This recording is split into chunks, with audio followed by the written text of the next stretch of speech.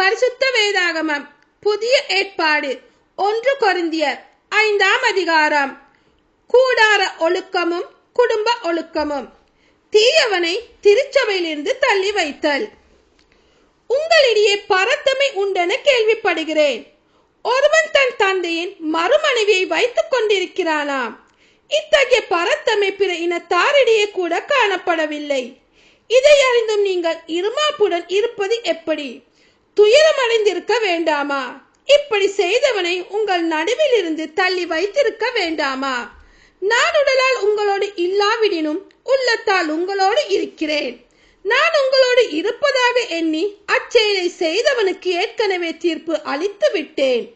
நம் ஆண்டவர் இயேசுவின் பெயரால் நீங்கள் கூடி வரும் போது நானும் உள்ளத்தால் உங்களோடு இருப்பேன். அப்போது நம் ஆண்டவர் இயேசுவின் வல்லமையோடு அத்தகையவனை சாத்தானிடம் ஒப்புவிக்க வேண்டும். அவனது உடல் அழிவுற்றாலும் ஆண்டவரின் நாளில் அவன் மீட்படைவதற்காக இவ்வாறு செய்வோம். நீங்கள் பெருமை பாராட்டுவது நல்லதல்ல. சிறிதளவு புளிப்பு மாவு பிசைந்த மாவு முழுவதையும் புளிக்க வைக்கும் என்பது உங்களுக்கு தெரியாதா? எனவே புளிப்பு சத்துள்ள பழைய மாவை தூக்கி எறிந்து விடுங்கள். அப்போது நீங்கள் புதிதாய் பிசைந்த மாவாய் இருப்பீர்கள். உண்மையில் நீங்கள் புளிப்பற்ற மாவாய்த்தான் இருக்கிறீர்கள். ஏனெனில் நாம் பஸ்கா ஆடாகிய கிறிஸ்து பலியிடப்பட்டிருக்கிறார். ஆகியால் பழைய புளிப்பு மாவை தவிர்க்க வேண்டும். தீமை பரத்தமை போன்ற புளிப்பு மாவோடு அல்ல, மாறாக நேர்மை உண்மை போன்ற புளிப்பற்ற அப்பத்தோடு பாஸ்காவை கொண்டாடுவோமாக. பரத்தமில் ஈடுபடுவோருடன் உறவு வைத்துக் கொள்ள வேண்டாம் என்று நான் உங்களுக்கு என் கடிதத்தில் எழுதியிருந்தேன்.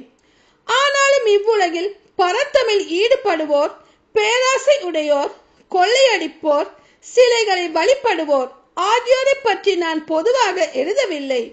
அப்படியானால் நீங்கள் இவ்வுலகை விட்டே வெளியேற வேண்டி இருக்குமே.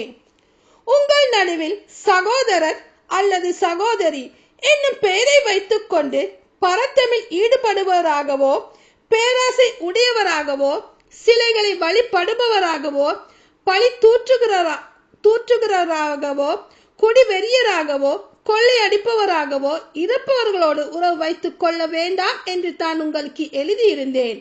அவர்களோடு உணவருந்தவும் வேண்டாம்.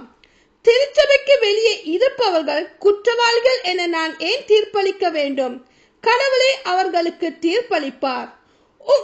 உள்ளே இருப்பவர்களுக்கு நீங்கள் தானே தீர்ப்பளிக்க வேண்டும்.